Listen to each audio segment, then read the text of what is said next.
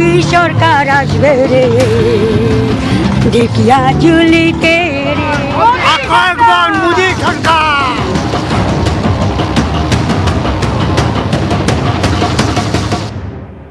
মোদীময় ঢেকীয়াজুলি প্ৰধানমন্ত্ৰীৰ আগমনৰ লগে লগে উখল মাখল হৈ পৰিল ঢেকীয়াজুলি। প্ৰধানমন্ত্ৰী মোদীক ওচৰতে পাই জনসভাৰ মাজতে গীতেৰে আমোদ দিলে এগৰাকী বৃদ্ধাই। নিজৰ কথাৰে এগৰাকী বৃদ্ধাই গালে হিন্দী চিনেমাৰ জনপ্ৰিয় গীত। মোদি সরকার আসবে রে ঢেকিয়াজুলিতে রে একবার মোদি সরকার। মোদীময় ঢেকীয়াজুলি वादा करो नहीं करो मेरा साथ जहाँ तुम हो वहाँ मैं भी हो मोदी सरकार আসিছে ঢেকিয়াজুলি রে जहाँ मोदी वहाँ मैं भी हूँ। মোদীক চাবলৈ আমি ইমান দূৰৰ পৰা আহিছোঁ ৰাতিপুৱাই আমি তাক চাম যে মোদী একটা ভগৱান তুলনা বুলি মই কওঁ।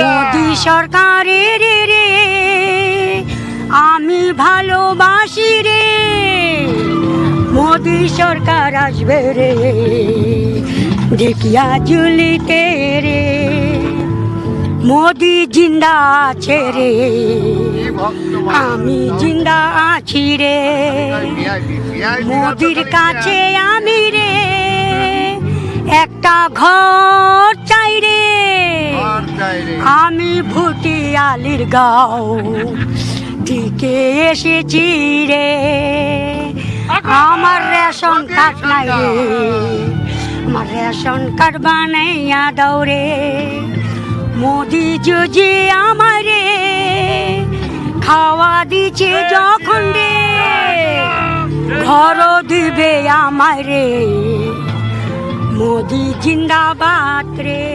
মোদী সমৰ্থকৰ হুংকাৰ আকৌ আহিব মোদী চৰকাৰ।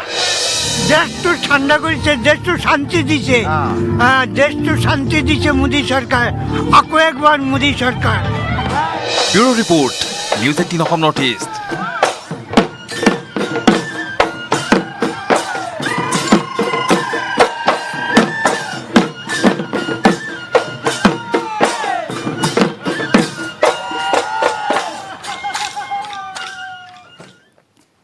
মুঠতে এতিয়া বিধানসভা নিৰ্বাচনৰ প্ৰাক্ষণত সঘনাই অসমলৈ আহিছে প্ৰধানমন্ত্ৰী।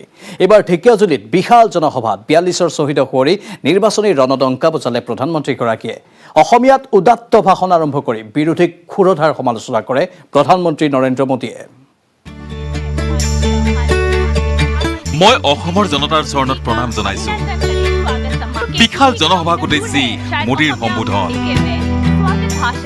मोर भाई बहन साहब तहनीदेर की खबर भाले तो खुलुम्बाई कौनथा मोन्हा माबरे दे। असम के लोगों का स्नेह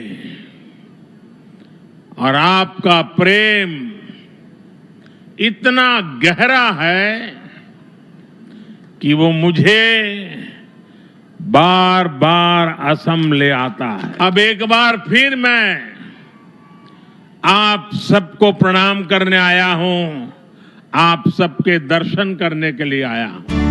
ঢেকীয়াজুলিত প্ৰধানমন্ত্ৰী মোদীয়ে সোঁৱৰিলে 42ৰ শ্বহীদক। ये वही धरती है जहां रुद्रपद मंदिर के पास असम का सदियों पुराना इतिहास हमारे सामने आया था।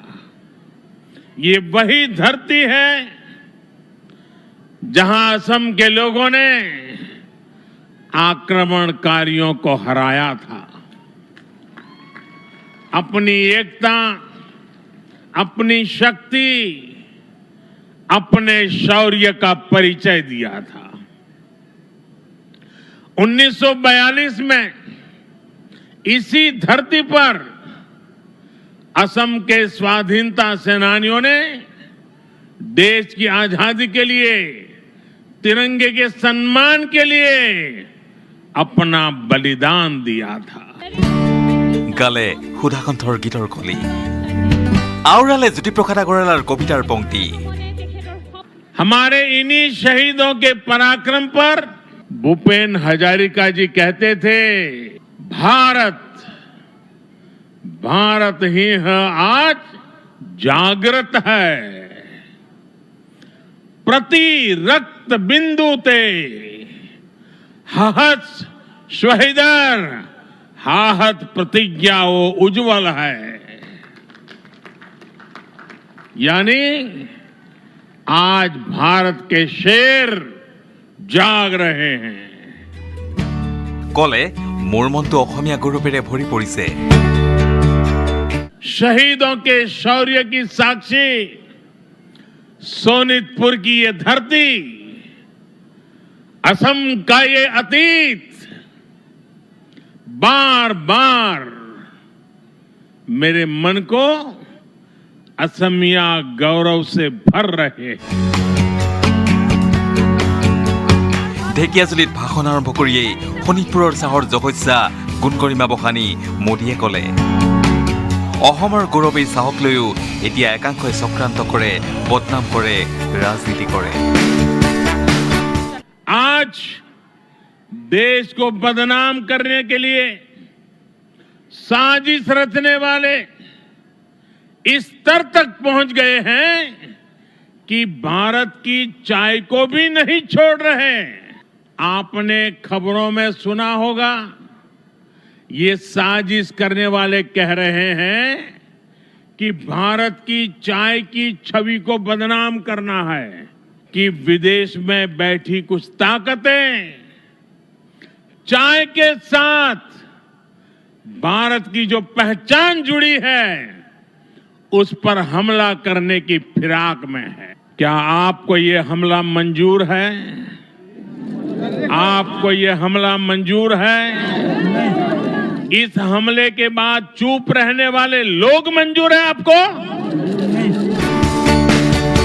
3 লক্ষাধিক জনতাৰ সমাৱেশতা ঢেকীয়াজুলিৰ জনসভাত প্ৰধানমন্ত্ৰী নৰেন্দ্ৰ মোদীয়ে স্থাপন কৰিলে বিশ্বনাথ চাৰিআলি আৰু চৰাইদেউত স্থাপন হ'বলগীয়া চিকিৎসা মহাবিদ্যালয়ৰ আধাৰশিলা। এই সভাতেই প্ৰধানমন্ত্ৰীৰ ঘোষণা, অসমত পুনৰ বিজেপিৰ চৰকাৰ আহিলে মাতৃভাষাতেই আৰম্ভ হ'ব মেডিকেল আৰু ইঞ্জিনিয়াৰিঙৰ পাঠদান। क्या असमिया भाषा में पढ़कर के कोई अच्छा डॉक्टर नहीं बन सकता है क्या? आजादी के 75 साल होने आए और इसलिए चुनाव के बाद जब नई सरकार बनेगी असम में, मैं यहां असम के लोगों की तरफ से आपको वादा करता हूं कि असम में भी एक मेडिकल कॉलेज स्थानीय भाषा में हम शुरू करेंगे, एक टेक्निकल कॉलेज स्थानीय भाषा में शुरू करेंगे और धीरे धीरे ये बढ़ेगा, कोई रोक नहीं पाएगा उसको। ইয়াৰ সমান্তৰালভাৱে 5,000 কোটি টকীয়া অসমমালা আঁচনি মুকলি কৰি অসমবাসীক অভিনন্দন জনায় প্ৰধানমন্ত্ৰী মোদীয়ে।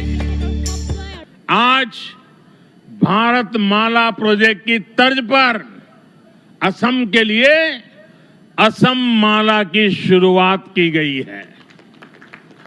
अगले 15 सालों में असम में चौड़े हाईवेज का जाल हो, यहां के सभी गांव मुख्य सड़कों से जुड़े, यहां की सड़कें देश के बड़े शहरों तक आधुनिक हो। असम माला प्रोजेक्ट आपके सपनों को पूरा करेगा, आपका सामर्थ्य बढ़ाएगा। পষেকটোৰ ভিতৰতে দ্বিতীয়বাৰৰ বাবে অসমলৈ অহা প্ৰধানমন্ত্ৰী মোদী পুৱা 11:40 ঢেকীয়াজুলিৰ ভূতপাৰাত হেলিকপ্টাৰযোগে উপস্থিত হয়। মুখ্যমন্ত্ৰী সোণোৱাল আৰু মন্ত্ৰী হিমন্ত বিশ্ব শৰ্মাই তেজপুৰৰ হালনি বিমানবন্দৰৰ পৰা আদৰি আনে প্ৰধানমন্ত্ৰীগৰাকী। ৰাজু বৰুৱাৰ সহযোগত bureau report, news 18 Assam north east. এতিয়া বিধানসভা নিৰ্বাচনক লৈ গৰম হৈ পৰিছে ৰাজ্যৰ ৰাজনীতি। নিৰ্বাচনী যুঁজত এইবাৰ গগৈ বনাম গগৈ। শাসকীয় দলৰ সন্মুখত প্ৰতিটো দলতে সেনানায়কৰ ৰূপত একোজন গগৈ, আনহাতে দম্ভ, হুংকাৰ, তুচ্ছ-তাচ্ছিল্য প্ৰত্যাহ্বানৰ মাজেৰে গগৈ শক্তিক ৰোধৰ চেষ্টা শাসকীয় নেতাৰ। দাবিদাৰ গগৈ, প্ৰতিদ্বন্দ্বী গগৈ, শত্ৰু গগৈ, মিত্ৰ গগৈ, সকলোফালে গগৈ গগৈ, গগৈ বনাম গগৈ, গগৈৰ সৈতে গগৈ। এটা মোৰ কল্পনা আছে কি এদিন মই লুৰিণজ্যোতি গগৈ, অখিল গগৈ আমি তিনিটা এটা বাইক ৰেলী কৰি গোটেই অসম ভ্ৰমণ কৰিম। এজেপিত গগৈ, ৰাইজৰ দলত গগৈ, কংগ্ৰেছৰ মুখ্যমন্ত্ৰীৰ আসনৰ দাবিদাৰ গগৈ, মন্ত্ৰী হিমন্তৰ মুখতো গগৈৰ কথা। আমাৰ গগৈসকল জিকা গগৈ, আমাৰ গগৈসকল ষ্ট্ৰং গগৈ। আমাৰ গগৈবিলাকতো ৰাইজৰ পৰা ভোট দি জিকা গগৈ, এখেতসকল নিজিকা গগৈ। আসন্ন বিধানসভাৰ নিৰ্বাচনী যুঁজত তিনি মিত্ৰ শক্তিৰ তিনিকোণীয়া যুঁজ স্পষ্ট হৈ পৰিছে। বিজেপি নেতৃত্বাধীন মিত্ৰশক্তি, কংগ্ৰেছ নেতৃত্বাধীন মিত্ৰশক্তি আৰু ৰাইজৰ দল এজেপি মিত্ৰশক্তিৰ যুঁজ।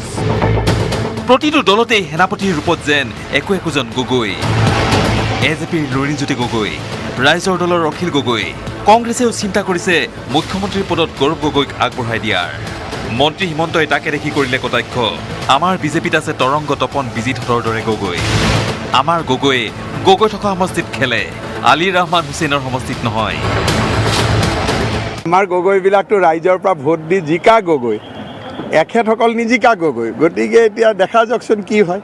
গৌৰৱ গগৈ আকৌ ইলেকশ্যন উঠে ক'ত? ৰূপহী ঢিঙত, হয় নহয়? গতিকে গৌৰৱ গগৈয়ে ক'ত ইলেকশ্যন উঠে? ৰূপহী ঢিং। গৌৰৱ গগৈ ইলেকশ্যন গগৈ জেগাত নুঠি আহমেদ হুছেইন ৰহমানতহে ইলেকশ্যন উঠে। গতিকে আমাৰ গগৈবিলাক ষ্ট্ৰং গগৈ। ইফালে লুৰিণ অখিল একগোট হোৱাৰ পিছত এতিয়া বাহিৰৰ পৰা নেদেখুৱালেও ভিতৰি শংকামুক্ত নহয় বিজেপি নেতৃত্ব।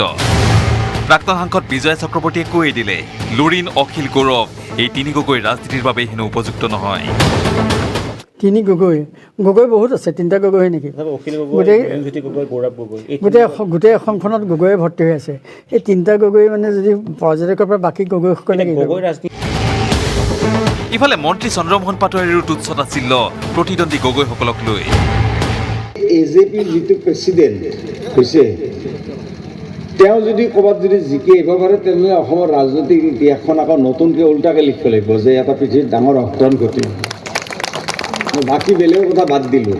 দুলীয়াজান, নাহৰকটীয়া, মৰাণ এই তিনিটা সমষ্টি তেওঁ তাৰ পৰা জিকি আহোঁ। মই আজি ইয়াত কৈ গ'লোঁ যদি কেপাচিটি আছে এই লুৰিণ লৈ গ'ল।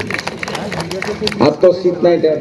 মানুহ MLA মন্ত্ৰী পাতে দিছপুৰত লোৱাৰ কাৰণে, জেলত সোমাবৰ কাৰণে নাপাতে নহয় মানুহে, হয়নে নহয়? মন্ত্ৰী হিমন্তৰ দাবী, আমি অসমৰ জনতাৰ হৃদয়ত আছো, কোনো গগৈয়ে একো কৰিব নোৱাৰে। লুৰিণজ্যোতি গগৈ এনেকুৱা কৈছে, মই কথা ধুনীয়াকৈ কৈ থাকক, কিন্তু মানুহৰ হৃদয়ত আমি আছো। মানুহৰ বুকুত আছো, আমি মানুহৰ হৃদয়ত আছো, আৰু আমি মানুহৰ হৃদয় জয় কৰিবৰ বাবে। ইফালে প্ৰতিদ্বন্দ্বী গগৈক লৈ শাসকীয় দলৰ এই হুংকাৰ দম্ভ প্ৰত্যাহ্বানৰ সময়তেই বিৰোধী মহাজোটবন্ধনত আকৌ বান্ধনৰ মাজতেই গগৈ বিদ্বেষ। কিয়নো কংগ্ৰেছ প্ৰক্ষেপিত গৌৰৱ গগৈক মুখ্যমন্ত্ৰী পদত নিবিচাৰে মিত্ৰদল আঞ্চলিক গণমৰ্চা আৰু AIDF-এ। এইটো অভ্যন্তৰীণ কথা, তেওঁলোকৰ ইণ্টাৰনেল কথা, এইটো আমাৰ মাতিবলৈ একো নাই। কিন্তু এটা কথা মনত ৰাখিব, ময়ে কৈছোঁ বাৰু ইণ্টাৰফেয়াৰ কৰি, যে জিতেন্দ্ৰ সিং ডাঙৰীয়াই আপোনালোকৰ সাংবাদিকসকলৰ আগত কৈছিলে যে মুখ্যমন্ত্ৰী হিচাপে আমি কাকো প্ৰক্ষেপ নকৰোঁ, কৈছিলেনে? কোনো মুখ আমাৰ মুখ্যমন্ত্ৰীৰ মুখ বুলি আমি কাকো তুলি নধৰোঁ, আমাৰ আগতে কৈছিলে। আৰু সংবাদ মেলতো কৈছিলে, সেইদিনা ময়ো আছিলোঁ, আপোনালোক সকলো আছিলে, যে আমি মুখ্যমন্ত্ৰী হিচাপে কাকো প্ৰক্ষেপ নকৰোঁ। এলায়েন্সত সেইটো ঠিকো নহয় বুলি তেওঁলোকে এটা আমাক ধাৰণা দিছে। গতিকে কোনোবাই যদি কৰিছে, সেইটো তেওঁলোকৰ দলীয় কথা, অভ্যন্তৰীণ কথা, আমাৰ তাত ক'বলৈ একো নাই। Bureau report, news 18 Assam north east. Prime time news চলি থাকিব, কিন্তু এইখিনিতে সময় হৈছে বাণিজ্যিক বিৰতিৰ।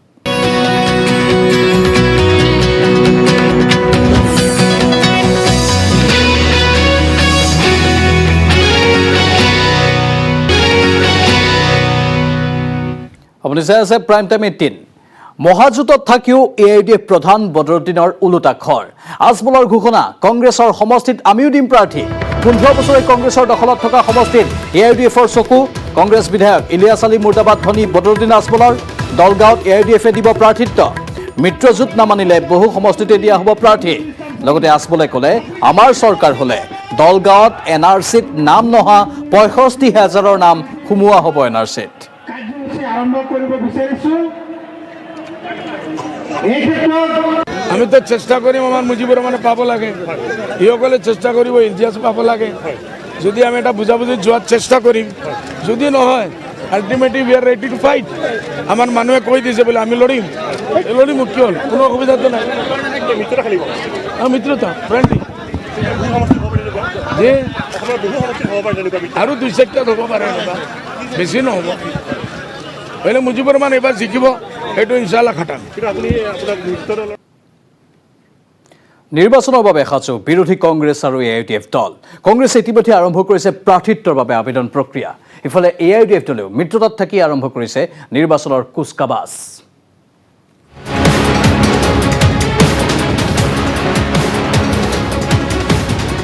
সন্মুখত অসম বিধানসভা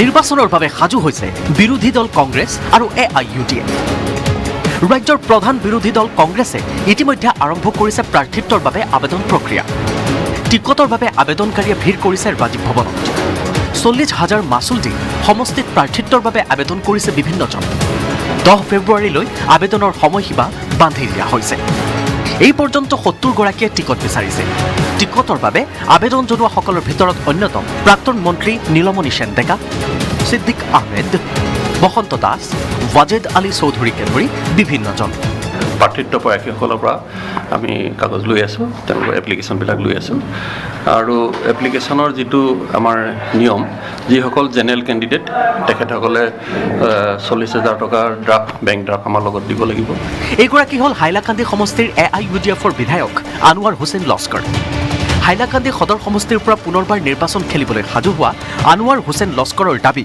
বিৰোধী মহাজোঁটে বৰাকত 12+ আসন লাভ কৰিব গঠবন্ধন যিটো হৈছে গঠবন্ধন বিৰাট ভাল ৰিজাল্ট আহিব ৰিজাল্টটো ভাল হ'ব তাতে কোনো প্ৰশ্নই নাহে কিমানমান আশা কৰিছে আমি 12+ আশা কৰিছোঁ গঠবন্ধন মিলি যিকোনো মুহূৰ্তত নিৰ্বাচনৰ বাবে অধিসূচনা জাৰি কৰিব সেই নিৰ্বাচনৰ বাবে ক্ৰমাৎ উষ্ণ বতাহ বলিছে ৰাজ্যৰ ৰাজনীতিত Bipul Barman report news 18 Assam north east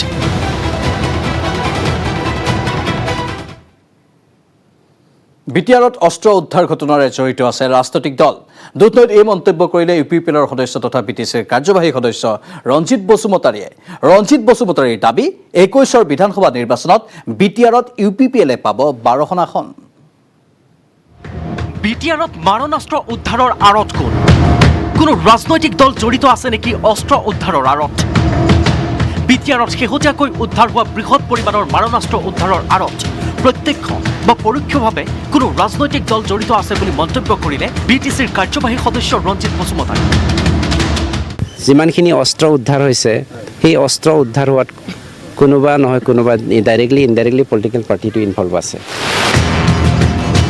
কোনো দলৰ নাম নোলোৱাকৈ ৰঞ্জিত বসুমতাৰীয়ে কোন ৰাজনৈতিক দলৰ প্ৰতি ইংগিত কৰিছে সেয়া সকলোৰে সহজেই অনুমেয় দুধনৈৰ কুশধোৱাত গোৱালপাৰা জিলা বড়ো ছাত্ৰ সন্থা আৰু গোৱালপাৰা জিলা বড়ো সাহিত্য সভাৰ যুটীয়া বাৰ্ষিক অধিৱেশনত উপস্থিত থাকি ৰঞ্জিত বসুমতাৰীয়ে কৰে আন এক তাৎপৰ্যপূৰ্ণ মন্তব্য সমগ্ৰ অসমতে চলিছে হাতী মানুহৰ সংঘাত পিছে BTCত 17টা বছৰে চলিছিল মানুহ আৰু মানুহৰ সংঘাত নিৰ্বাচনৰ প্ৰাক্ষণতো সেই শক্তিয়ে পুনৰ সৃষ্টি কৰিব বিচাৰিছিল এক সংঘাতৰ বৰ্তমান আপোনালোকে শুনি আছে অসমত মেন এনিমেল কনফ্লিক্ট অৰ্থাৎ মেন এণ্ড ইলেফেণ্ট কনফ্লিক্ট এই মেন ইলেফেণ্ট কনফ্লিক্ট নহয় আমাৰ BTC অঞ্চলত কোনোবাই মেন কনফ্লিক্টহে কৰাই আছিল আৰু যি বস্তুটো আজি কৰিবলৈ আকৌ বিচাৰিছিলে নাম নোকোৱাকৈ BPFক সমালোচনা কৰি ৰঞ্জিত বসুমতাৰীৰ দাবী আগন্তুক বিধানসভা নিৰ্বাচনত বিটিআৰত UPPLৰ বাবে কোনো ফেক্টৰ নহয় বিটিআৰৰ 12খন আসনতে UPPLে জয়লাভ কৰিব বুলি দাবী কৰে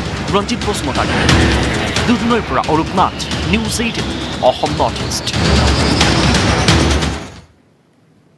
মাৰ্ঘেৰিটাত দুখীয়াৰ পেটৰ ভাত মাৰি খাইছে একাংশ অসাধু লোকে সুলভ মূল্যৰ দোকানীৰ বিৰুদ্ধে উত্থাপন হৈছে চাউল আত্মসাতৰ অভিযোগ অন্ন সুৰক্ষা আইনৰ অধীনত চৰকাৰে প্ৰদান কৰা চাউলত হোৱা কেলেংকাৰীৰ উচিত তদন্তৰ দাবী জনাইছে স্থানীয় ৰাইজে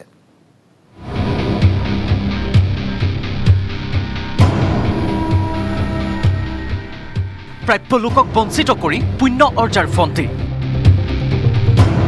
ৰাইজৰ সৈতে মতত হাৰি কথাত হ'ল বন্দী মাৰ্ঘেৰিটাৰ ঘটনাই এতিয়া ৰাজ্যবাসীকো কৰিছে চিন্তিত দুখীয়া লোকৰ প্ৰাপ্য হৰলুকি কৰি পেট পালিছে এছাম ভদ্ৰতাৰ মুখা পিন্ধা লোকে নাম তাৰ শংকৰ গুপ্তা সুলভ মূল্যৰ দোকানী শংকৰ গুপ্তাৰ বিৰুদ্ধে উঠিছে হিতাধিকাৰীৰ পৰা আধা কেজিৰ পৰা 1 কেজিলৈ চাউল কাটি ৰখাৰ অভিযোগ অন্ন সুৰক্ষাৰ অধীনৰ চাউল হৰলুকি কৰা শংকৰ গুপ্তাক ৰাইজে দিছে ধিক্কাৰ বাণী 35 में 1.5 किलो चावल कमती देता है बोलने से एकदम झाड़ के बोलता है इज्जत से बातें नहीं करता है मायरा में जितने कार्ड धारक हैं सभी को हर आदमी पर आधा किलो चावल कम मिलता है मैं सरकार से निवेदन करना चाहता हूँ कि इसका जांच करे कि हर आदमी पर आधा किलो चावल क्यों कम मिला जाए চৰকাৰে আঁচনি মুকলি কৰিলেই প্ৰকৃত হিতাধিকাৰীয়ে যেন পায় আঁচনিৰ লগতে জড়িত এছামে আধাৰো অধিক টকা লুটি পুটি খায় ৰাইজৰ আহ্বান চৰকাৰে তদন্ত কৰিব আমাক আমাৰ প্ৰাপ্য আদায় দিয়াব মাৰ্ঘেৰিটাৰ পৰা Mrinal Kakati Gogoi news 18 Assam north east আৰু প্ৰাইম টাইম 18 পুনৰ সময় হৈছে বাণিজ্যিক বিৰতিৰ